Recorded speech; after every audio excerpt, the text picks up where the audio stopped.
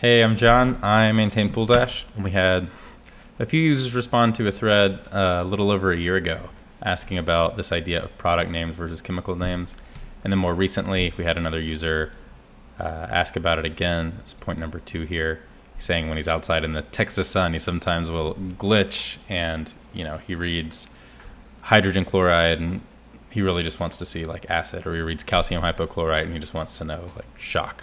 And this is something that my old app did, but my new one doesn't. And there's a few reasons for it, but the basic gist of it is, 67% calcium hypochlorite is like correctly named. Like that is what the chemical is called. However, like the products are all branded really significantly. And so you're not going to see, when you're out there in the hot sun, or when you're out there next to the pool and you're looking at your phone, it's like one more sort of mental task that you have to perform is, switching between, you read 67% calcium hypochlorite and then you stare at your like different buckets or bags of chemicals and you have to know like which one that is.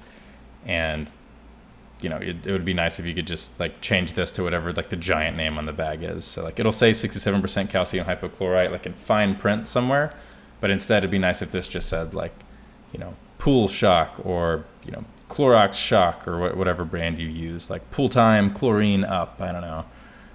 So what we're probably going to do is like enable that option on this screen. So we're going to reimagine what this screen looks like. So right now, all this lets you do is change the concentration.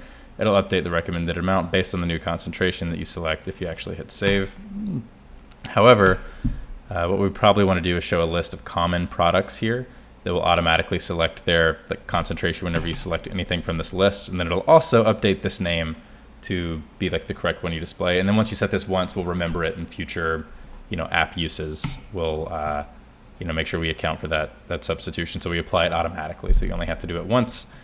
There are a few other things I eventually want to be able to do on the screen, which are like true chemical substitutions in specific cases. So for instance, if, you're not using muriatic acid, if it recommends that, if you're using sulfuric sulfuric acid is muriatic acid. If you're using something else, sodium bisulfate to like lower your pH, I want to do that, but that's out of scope for now.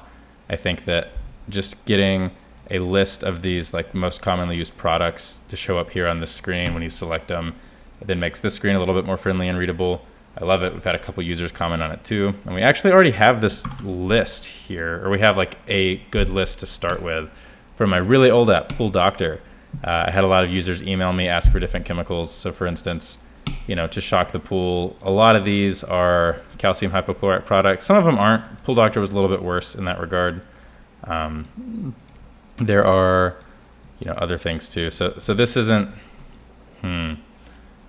I'll put some thought into this, but yeah, you had your BioGuard pH increaser, or your sodium sesquicarbonate, or your sodium carbonate, or sodium bicarbonate.